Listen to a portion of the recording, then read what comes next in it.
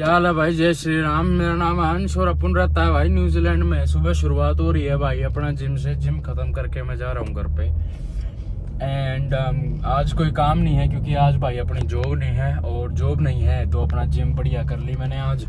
और अभी जाऊँगा मैं एक बार ग्रोसरी करने भाई, क्योंकि मेरे को चावल वगैरह और थोड़ी बहुत चीज़ें लेनी है प्रोटीन के लिए। क्योंकि भाई बिना जिम आपने कर ली ठीक है, बट अगर आप प्रोटीन नहीं लोगे तो उसका कोई सेंस नहीं बनती भाई जिम करने की।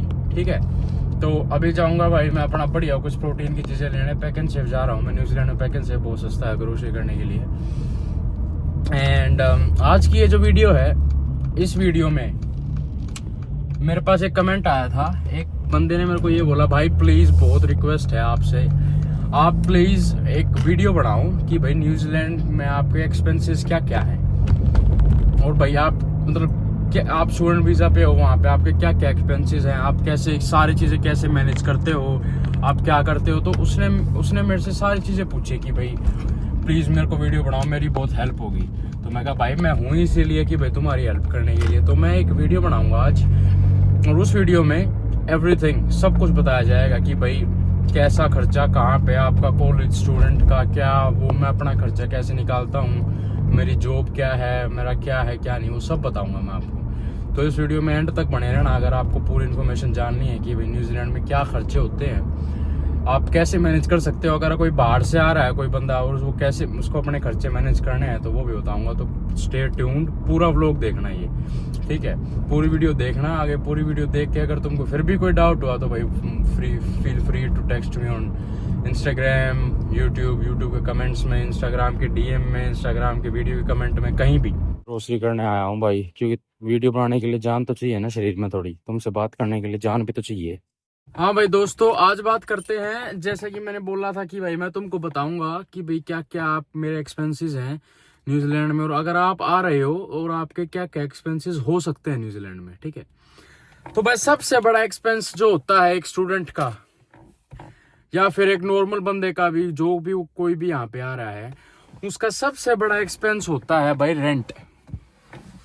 ठीक है, अब ये चीज उन बंदों के लिए एक्सेप्शनल है कि भाई कोई उनका परिवार वाला रहता है, कोई उनकी मौसी रहती है, मामा भाई बहन वटेवर। बट मोस्टली केसेस ये होते हैं कि भाई ओब्वियसली उनके सारे परिवार वाले तो यहाँ पे होते नहीं है। तो सबसे बड़ा जो एक्सपेंस होता है वो होता है रेंट भाई, सबसे बड़ा एक्सपेंस। क्योंकि यहाँ पे न्यूजीलैंड में रेंट है, मैं जितनी भी करेंसी बताऊंगा वो सारी न्यूजीलैंड डॉलर्स होंगे। ठीक है भाई, तुम उसमें कन्वर्ट कर सकते हो। तो सबसे बड़ा जो एक्सपेंस होता है भाई वो होता है अपना रेंट। और रेंट में आपका डिफरेंस क्या होता है रेंट का, कि भाई मान लो आप किसी के घर में बोर्डिंग कर रहे हो, ठीक है, या फिर आप कहीं अपना सेल्फ कंटेन्ड यूनिट ले रखी है आपने, या फिर आप किसी के साथ रेंट में रहते हो, 4 बंदों के साथ घर में, 7 बंदों के साथ घर में। तो लगभग जो रेंट होता है न्यूजीलैंड में, मैं एक नॉर्मल बंदे के लिए वो रेंट मैं बताता हूँ भाई। नॉर्मल रेंट होता है मेरे हिसाब से, जहाँ तक मेरा आइडिया, 160 से लेके 200 तक, 160 न्यूजीलैंड डॉलर से 200 न्यूजीलैंड डॉलर्स तक। ठीक है, ये खर्चा भाई आपका हर वीक रेंट जाता है यहाँ पे। ठीक है, हर वीक आपको पे करना होता है रेंट। तो ये बहुत बड़ा खर्चा है भाई एक हर वीक का, कि भाई 160 और या फिर $200 आपको पे, इसके बीच का अमाउंट हो जाए तो आपको ये पे करना पड़ता है।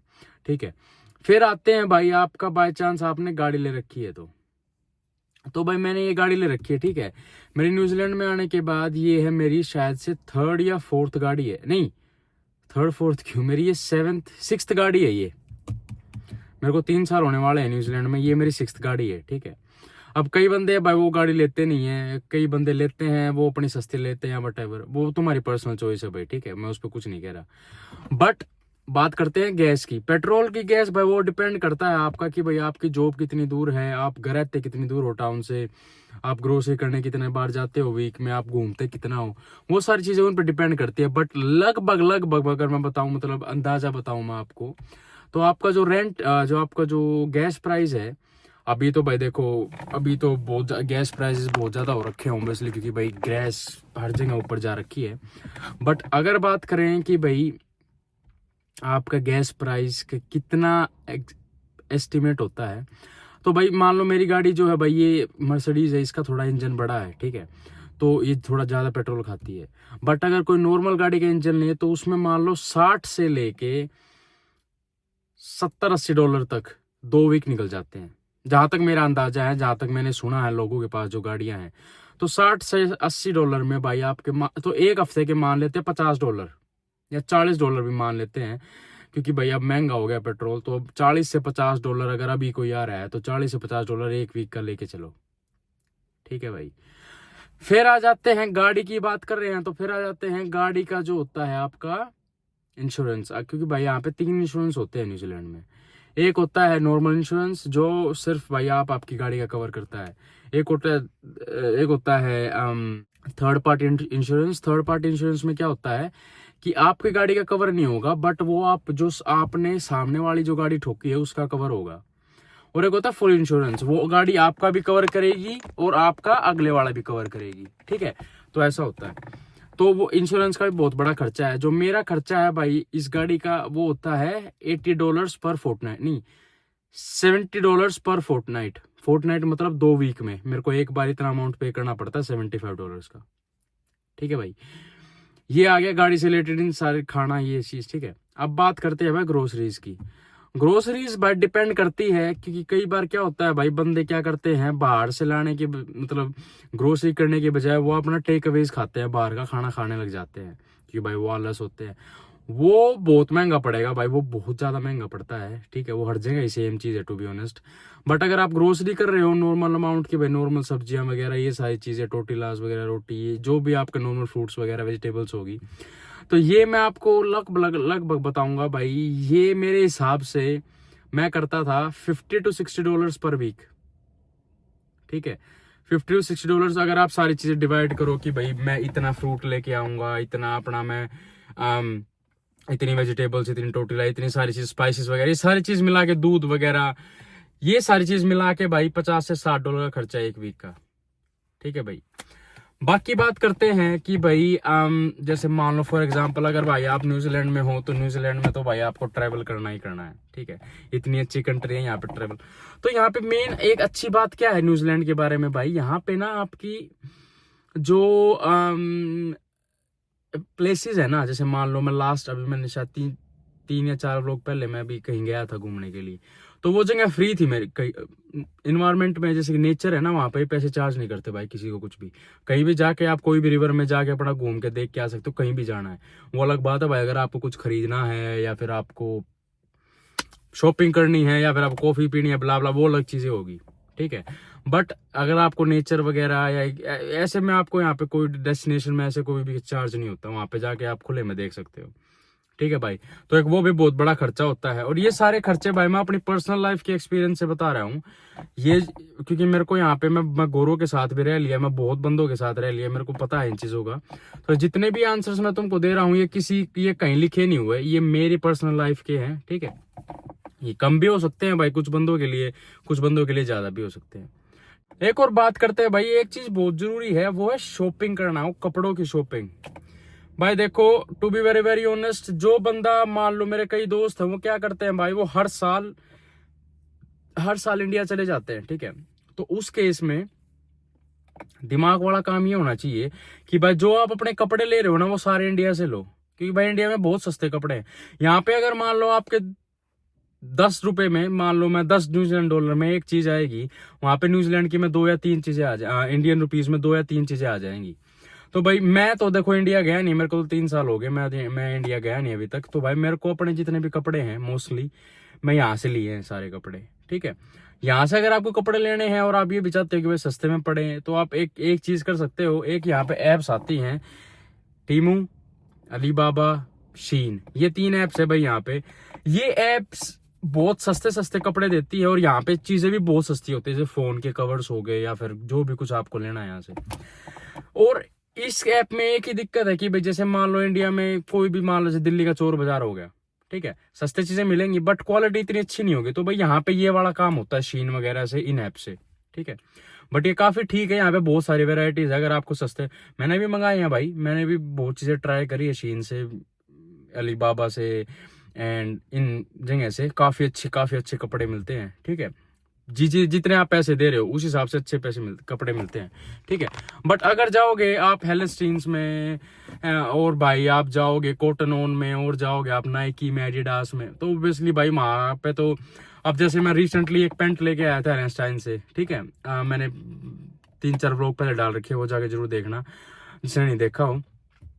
वो भाई साहब पैंट में लेके आया था, मेरे हिसाब से $70-80 की थी। अगर आप $70-80 को न्यूजीलैंड में कन्वर्ट करोगे तो मेरे हिसाब से, मेरे को अंदाजा नहीं, मैं यहाँ पे डाल दूंगा, तो भाई इतने की मेरे को एक पैंट पड़ी इंडियन रुपीज में। तो ये डिफरेंस है, ये डिफरेंस मैं बताना चाह रहा हूँ कि भाई अगर आपका ऐसा भी है ना कि भाई आपको कपड़े लेने ही लेने हैं और भाई आपको इंडिया से ही लेने हैं, कुछ पसंद आ रहा है, तो वहां से आप कुरियर करवा लो। क्योंकि कई बार क्या होता है, जो कुरियर के भी पैसे मिला के और कपड़ों के मिला के भी ना यहाँ से सस्ते पड़ते हैं इंडिया में, तो ऐसे कर सकते हैं। और भाई एक और चीज, जब कोई भी बंदा मान लो स्पेशली न्यूजीलैंड आ रहा है ना, तो वो एक चीज ध्यान रखना भाई, न्यूजीलैंड में आप अपना स्पाइसेस वगैरह ऐसी कोई भी चीज जो इनकी सोइल को खराब करे, आप वो नहीं लेके आ सकते यहाँ पे, ठीक है। आपके शूज क्लीन होने चाहिए, जो भी आप शूज पहन के आ रहे हो सब क्लीन होना चाहिए। यहाँ पे आपको डिक्लेयर करना पड़ता है नीचे उतरने से पहले कि भाई आपके पास क्या क्या सामान है, आपके पास कुछ ऐसी चीज तो नहीं है। अगर आप उसमें डिक्लेयर नहीं करा और आप पकड़े जाते हो तो भाई आपको फाइन, आपको $400 आई थिंक, मैं तो बहुत पहले आया था भाई, मेरे को जहां तक मेरा अंदाजा है $400 आपको पे करने पड़ते हैं, ठीक है भाई। तो ये बातें हैं भाई की ट्यूशन की फीस, ठीक है। ट्यूशन की फीस, कॉलेज की फीस, स्टूडेंट वीजा की फीस, ये सारी फीस भाई देखो, जो स्टूडेंट की फीस है वो फ्लक्चुएट होती है, वो चेंज होती रहती है, ठीक है। वो बढ़ती भी है, वो कम भी होती है, वो घटती भी है, वो डिपेंड करता है इमिग्रेशन पे, ठीक है। फिर मेरे पास एक क्वेश्चन आया था भाई, बहुत बड़ा क्वेश्चन था। वो कहते हैं भाई आपकी स्टूडेंट की फीस कितनी है, आप स्टूडेंट वीजा पे हो, आपकी कितनी फीस है, इमिग्रेशन की फीस क्या है, आप कितने पैसे आपके 1 साल के लगते हैं, क्या होता है भाई। देखो इसमें बहुत सारे फैक्टर्स मैटर करते हैं, मैं ऐसे ही मैं आपको नहीं बता पाता। उसमें मैटर क्या होता है भाई, एक तो आपका कौन सा कोर्स है, ठीक है, एक आपका कहाँ पे आपकी सिटी कौन सी है, ठीक है, और एक आप क्या कहते हैं आप, क्योंकि भाई देखो इमिग्रेशन की जो फीस होती है ना, वो इमिग्रेशन की फीस फ्लक्चुएट होती रहती है। तो भाई वो इमिग्रेशन की फीस मैं आपको नहीं बता सकता कि भाई इमिग्रेशन की फीस होती कैसी है, ठीक है। बट अगर आप न्यूजीलैंड की वेबसाइट पे जाओगे, न्यूजीलैंड की ऑफिशियल वेबसाइट पे जाओगे, वहां पे आपको सारे फीस का पता चल जाएगा कि भाई क्या क्या वहां पे आपकी फीस है, स्टूडेंट वीजा की फीस कितनी है, करंट स्टूडेंट वीजा की फीस वो आपको बता देंगे। तो भाई उसके आपको कोई टेंशन लेने की जरूरत नहीं है। वहां पे आगे जाके आप वेबसाइट का अगर तुमको लिंक चाहिए तो मैं लिंक भी भेज दूंगा, मैं यहाँ पे भी डाल दूंगा न्यूजीलैंड का, ठीक है, वेबसाइट जो है, तो आप वहां पे जाके चेक कर सकते हो। बट फॉर एग्जाम्पल आप नर्सिंग करने आते हो यहाँ पे, ठीक है, तो नर्सिंग के लिए आपकी जो फीस है पर ईयर वो है $29,000। अब कई जगह इससे भी कम है, कई जगह इससे भी ज्यादा है, बट वो किस चीज पे डिपेंड करता है भाई, कॉलेजेस पे डिपेंड करता है। कई कॉलेजेस जहां मैं रहता हूँ भाई, मेरी सिटी थोड़ी सी चीप है, ठीक है। अब कई बंदे रहते हैं, वो रहते हैं ऊपर ओकलैंड में, ठीक है, तो वहां पे क्या है, वहां की फीस बहुत ज्यादा है भाई, क्योंकि वो सिटी बहुत ही ज्यादा बड़ी है, समझ गए तुम। तो भाई हर चीज डिपेंड करती है लोकेशन पे। तो यही सारे खर्चे होते हैं भाई एक नॉर्मल स्टूडेंट की लाइफ में, ठीक है। अगर आप इंटरनेशनल स्टूडेंट बाहर आ रहे हो किसी कंट्री में, तो न्यूजीलैंड के लिए नहीं भाई, ये सारे ही कंट्रीज का मैंने आपको खर्चे बता दिए हैं, ठीक है। अब जैसे भाई मैंने टायर डलवाया था कल परसों अपनी गाड़ी का, $690 के 2 टायर डले भाई मेरी गाड़ी में। तो वो डिपेंड करता है भाई आप कैसा खर्चा कहाँ कर रहे हो। मैंने गाड़ी महंगी ले रखी है तो खर्चा भी उतना ही ज्यादा होगा, ठीक है। बहुत सारी चीजें डिपेंड करती है भाई, आपके फोन के बिल्स बहुत बड़ी बात है एक। अगर आप हाउस में रह रहे हो, उसमें आपका वाईफाई इंक्लूडेड है नहीं है, अगर आप फोन का बिल कैसे पे कर रहे हो, आपके 2 डिग्री क्या, आपका क्या कहते हैं, क्या है क्या नहीं, तो वो भी बहुत सारी चीजें डिपेंड करती हैं भाई। और अगर आप 2 डिग्रीज का है, मेरे हिसाब से मैंने प्लान ले रखा है जो वो है 35-38 का है, और वो उसमें शायद 2-3 GB मेरे को मिलता है, ठीक है। मैं ज्यादा उस पर खर्च नहीं करता क्योंकि मैं डाटा ज्यादा यूज करता नहीं, मैं घर पे वाईफाई वगैरह यूज कर लेता हूँ, ठीक है भाई। अगर किसी को भाई कोई भी इंफॉर्मेशन चाहिए हो, कुछ भी चाहिए हो कि भाई, मैंने मेरे हिसाब से तो सारे आपके क्वेश्चंस के आंसर कर दिए हैं, ठीक है। बट अगर किसी को और भी कुछ चाहिए, और भी कोई आंसर क्वेश्चन कुछ पूछना है, फील फ्री टू DM मी, इस वीडियो के नीचे कमेंट कर देना। इंस्टाग्राम हैंडल जाके फॉलो करो, लाइक शेयर सब्सक्राइब जरूर किया करो भाई वीडियो को। बहुत बहुत धन्यवाद देखने के लिए। दुआ करता हूँ तुम्हारे परिवार वाले मज़े कर रहे होंगे, काचे काट रहे होंगे। और भाई अपने दोस्तों के साथ शेयर किया करो ज़रूर, ठीक है। और इसको भी कमेंट और फॉलो और सब्सक्राइब प्लीज़।